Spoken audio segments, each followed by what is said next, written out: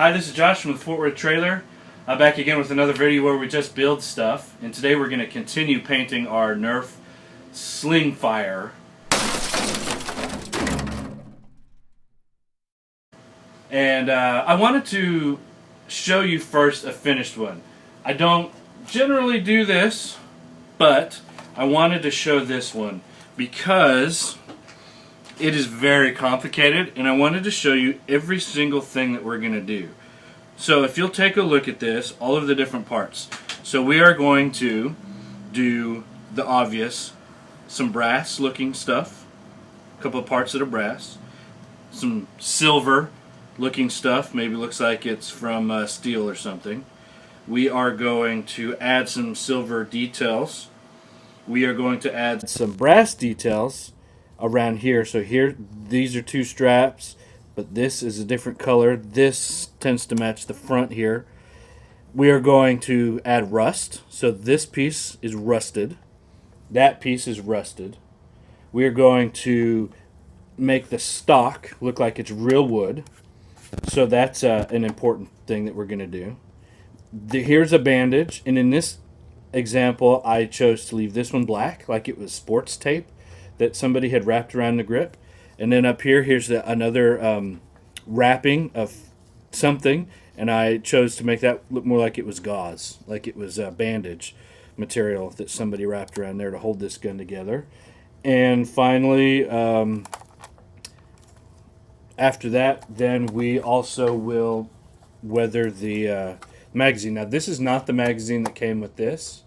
This is a 12-round magazine. The one that came with this is this 6-round magazine, but we're going to do the same thing. We're going to make it look like it's real. And as you can see, this, if you've ever been in the military or seen an old aluminum military magazine, that looks pretty realistic. So we're going to do that. First thing we have to do in order to make all of our black parts look like this is to prep with the right colors. Most of that color, I use this. This is called Rub and Buff. Rub and Buff it's a wax. It's carnauba wax, which is what you use to wax your car with real metal flakes in it. So basically what you do is you're able to rub that on, the wax hardens, and then you can polish it, and because it's real metal flakes, you're able to actually, it looks like real metal. It's the closest thing to real metal that I think that you can get.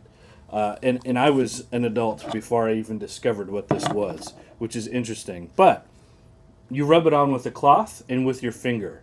It's hard to brush on because it's a wax. So to get fine details, especially on this weapon where we have one layer overlapping another layer, another color, and a hard edge, we are going to start by using these. And these are just model paints. These are model enamels, the metallic kind. And I have a few different colors. I have silver.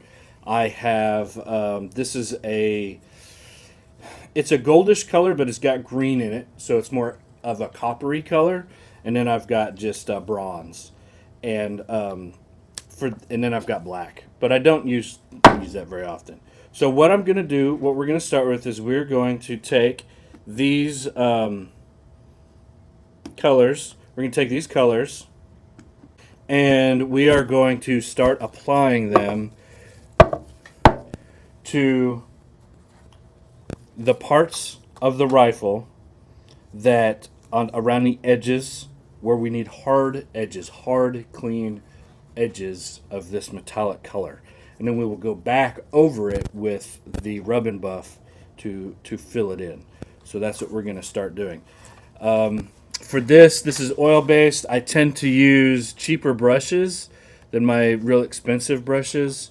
They're harder to clean, and so I tend to use a little bit cheaper artificial, I can never remember, bristles. Every video I go, I forget what those are called. I use artificial bristles, and because I'm trying to do detail, the most important thing really with these brushes is that it comes to a point. I have some round brushes and some flat brushes, But for the detail work that I'm trying to do here, this is my favorite because it comes to a point. So, and then I have some thinner, and you need thinner because these are oil-based. They do settle in the bottle, so shaking them before you start is a good idea, or you will just be brushing on the thinner and you won't get any color. So, and a little bit of this goes a long way. So don't put too much on your brush at a time, and you'll see it spreads out real well. Okay, so I'm gonna start with this. Some people, and I've mentioned this, some people, I've mentioned this in other videos, they come with this with a real plan. They know exactly what they're going to do before they even start. And, you know, sometimes the plan is obvious, and that's doable. But in my case, especially with this rifle, there's so much detail, so many different layers on this rifle, that I found it really hard to just take a look at the plastic orange and green color scheme, you know, that came out of the box and figure anything out. So I waited until I had painted it black like this, so it's all one color.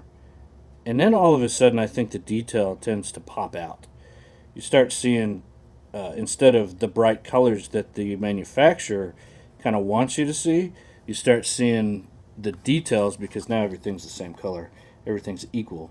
And so the details pop out. And it became easier to see what layers were the same. So this is all one layer all the way up into here. This is a separate layer, and then this is another layer over the top of that. You know, that was hard to see until I took it apart. But once I did, I got to see it real easily, and it was easier to make my plan about what colors to paint this. I could have reversed these colors. I could have done whatever I wanted to. But I could have painted all silver, all brass. But I waited to make my plan until I had actually painted it all black. Now we're just going around the edges. In fact, I'm going to leave most of the middle of the big wide open spaces open. I'm not going to just paint this whole thing silver. I do want some black to show through, because then the weathering starts. It starts to look weathered. In this case, the eye will see it as though it's silver with black dirt on top, and not what it really is, which is, you know, black underneath. But we're tricking the eye. So, you know, feather the edges. You don't want real hard edges if you're not going to paint the whole thing.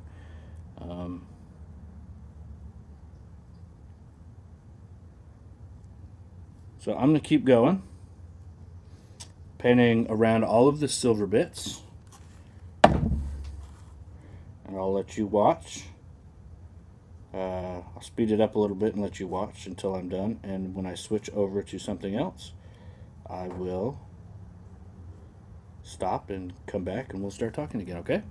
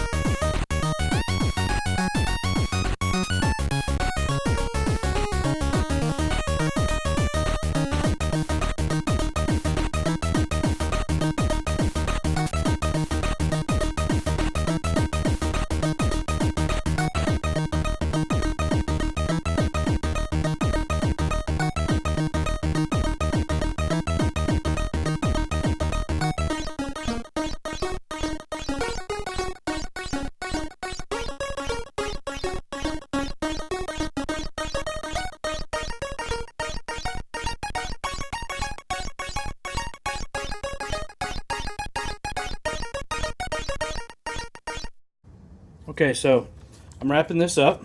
All I've got left is the screws here, the screw heads, that I have decided to paint all silver, regardless of where they are on the gun. Couple things. I know it was sped up, but it took me about 15-20 minutes each side to do just the silver. This is one of the most complicated